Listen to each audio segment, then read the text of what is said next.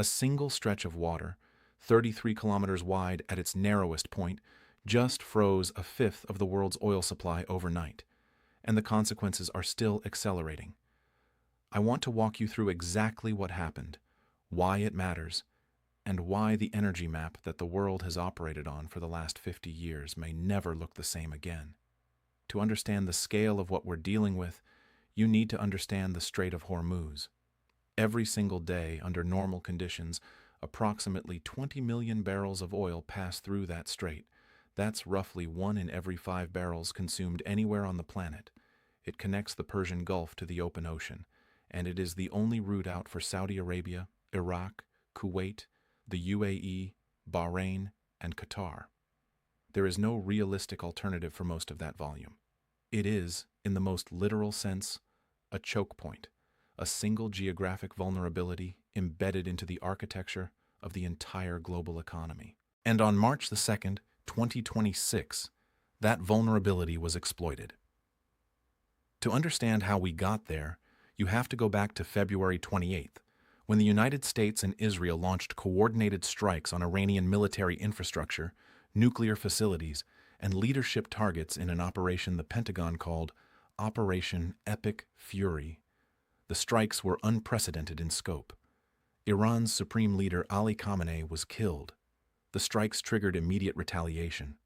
Missile barrages hit Israeli cities, and American bases in Bahrain, Qatar, and the United Arab Emirates were struck, causing casualties and damaging infrastructure across the region. Within days, the conflict shifted from military retaliation to economic warfare. An official from Iran's Islamic Revolutionary Guard Corps announced that the Strait of Hormuz was effectively closed, and this was not a political statement for the cameras. Ships attempting to pass were actively warned over radio to turn back. Those that didn't comply faced direct fire.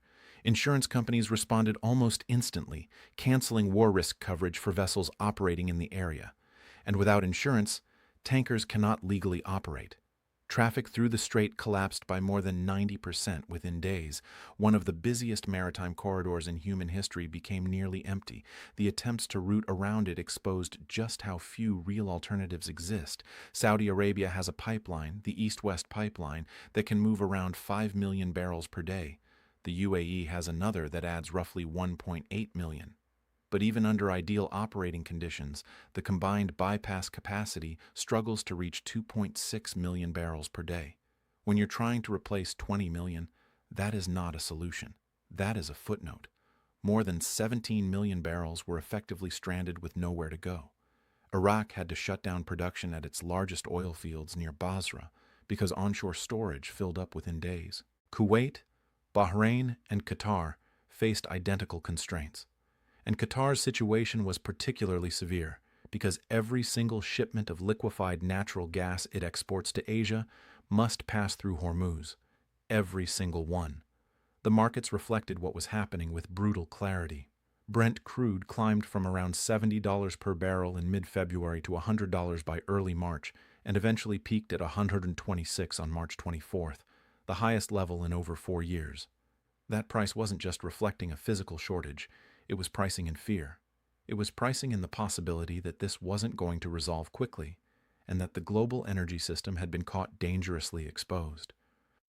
The International Energy Agency described the disruption as exceeding the combined impact of the 1973 oil embargo, the 1979 Iranian Revolution, and the Gulf War.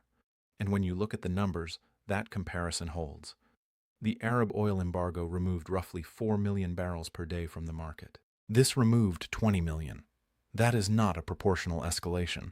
That is a different category of crisis entirely. Natural gas markets experienced an even sharper shock. On March 2nd, the same day the strait was effectively closed, Iranian drone strikes hit Qatar's Ras Laffan industrial city, the largest LNG production complex in the world. Qatar Energy declared force majeure, meaning it formally notified buyers that contractual shipments could not be fulfilled. Asian LNG benchmark prices jumped 39% in a single trading session. Governments across Asia implemented emergency consumption measures almost immediately. Work-from-home policies reduced public transport schedules, and in the Philippines, a 4-day working week explicitly designed to cut fuel usage across the economy. Europe, which relies on Qatar for roughly 12 to 14% of its natural gas supply, was suddenly competing with Asian buyers in an already devastated market, pushing prices even higher. And then buyers started looking for something that could actually reach them, and that search led directly to Canada's Pacific coast. Here is the geographic reality that has suddenly become one of the most strategically valuable facts in global energy. Canadian oil and LNG exports from British Columbia move west across the North Pacific. They do not pass through the Strait of Hormuz. They do not navigate the Red Sea. They do not transit the Bab el-Mandeb or the Suez Canal. They cross open ocean, in stable conditions, under no war risk premium, to reach the same Asian markets that Gulf producers have dominated for decades. While ships in the Persian Gulf were being warned, targeted, and turned back, tankers leaving Canada's Pacific coast were heading straight to Japan, South Korea, China, and Taiwan without interruption. That contrast is not subtle, and markets priced it in almost immediately. The infrastructure that made this possible came online just in time. The Trans Mountain Pipeline expansion, completed and fully operational since May 2024, now carries oil from Alberta's oil sands to the West Ridge Marine Terminal near Vancouver at a capacity of 890,000 barrels per day, nearly double its previous throughput. That expansion had been debated, delayed, and contested for years. In the current environment, it looks like one of the most consequential infrastructure decisions Canada has ever made.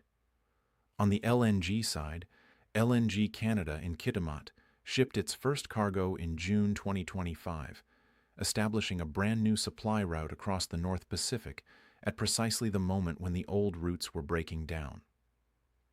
The facility's initial capacity of 14 million tons per year represents roughly 3% of global LNG trade. That sounds modest. But in a market suddenly missing Qatari volumes that normally account for 77 million tons annually, even a reliable 3% carries extraordinary weight. And the ownership structure of LNG Canada tells you something important about how this moment was anticipated long before it arrived. Shell, Mitsubishi, Korea Gas Corporation, Petronas, and PetroChina are all direct investors. The very countries now scrambling for energy had already placed long-term bets on Canadian supply years ago. The crisis didn't create that strategy. It validated it. Shipping times from Kitimat to major Asian markets are often faster than from Qatar. Factor in the complete absence of war risk insurance premiums, which surged dramatically after the strait closed, and the delivered cost of Canadian LNG starts to look competitive in ways that pure production cost comparisons never captured. Because reliability is now part of the price. Security of supply has a dollar value, and that dollar value just became very large. The longer-term expansion plans reflect how fundamentally the calculus has shifted. Phase 2 of LNG Canada is already under consideration, expected to add another 14 million tons per year if a final investment decision is reached by late 2026 or early 2027, effectively doubling total capacity to 28 million tons annually. Other projects, Xilisum's LNG near Prince Rupert, Cedar LNG, are advancing through development stages. Combined, Canada's potential Pacific export capacity could exceed 40 million tons per year by the early 2030s. That does not replace Middle Eastern supply. Canada's total oil production sits around 5 million barrels per day, and only a portion of that is available for export beyond North America. But it creates a structural alternative that is large enough to influence long-term contract negotiations, reshape sourcing strategies, and reduce the kind of single-point dependency that turned a 33-kilometer stretch of Persian Gulf water into a global emergency. Before the closure of Hormuz, Canadian oil had to compete aggressively on price to offset higher extraction costs and longer shipping distances. Middle Eastern crude was abundant, cheap, and close to its primary buyers. That pricing advantage was real. It was built into decades of supply contracts across Asia. But the closure of the strait flipped that equation in a matter of days, because the question buyers are now asking is not simply, what does this barrel cost? The question is whether this barrel will actually arrive. And when reliability becomes the primary variable, Canadian oil stops being the expensive alternative and starts being the safe one. Reports of certain crude grades trading near or above $150 per barrel in extreme cases during the peak of the disruption illustrate how far markets will stretch when access becomes genuinely uncertain. That premium was not for quality. It was for predictability. It was the market's way of assigning a financial value to the absence of geopolitical risk. And that premium, once established in the minds of buyers and procurement strategists, does not disappear entirely when the immediate crisis passes.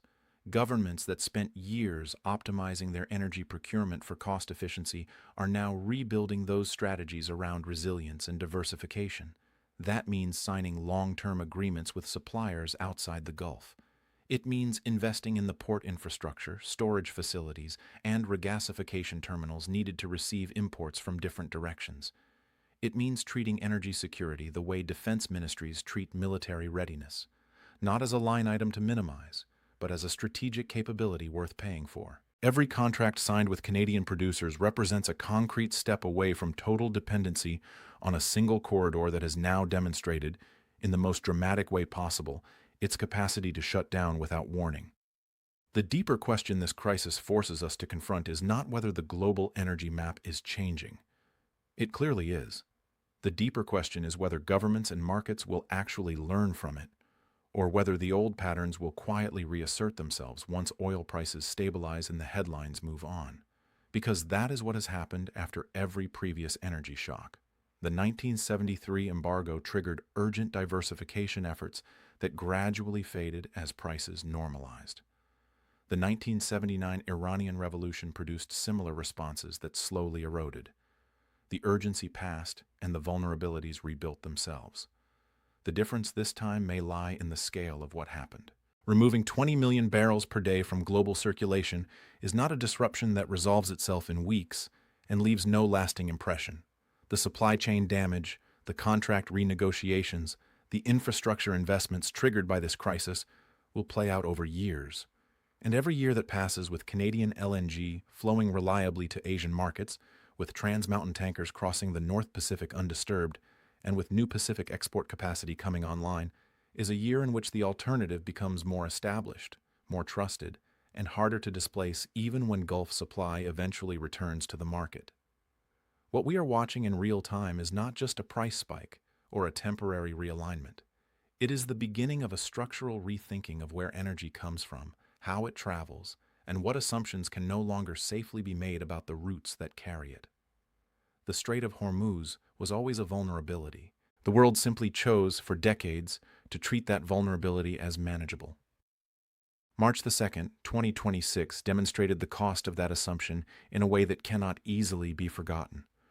The choices being made right now, by governments, by energy companies, by long-term infrastructure investors, will shape the architecture of global energy supply for the next generation. And the countries that move decisively on diversification, on new infrastructure, and on securing supply chains that operate outside vulnerable choke points will be in a fundamentally different position when the next crisis arrives. Because there will be a next one. There always is. If this kind of deep analysis is what you're looking for, subscribe and stay with me. Because this story is still developing. The stakes could not be higher, and the next chapter is already beginning to unfold.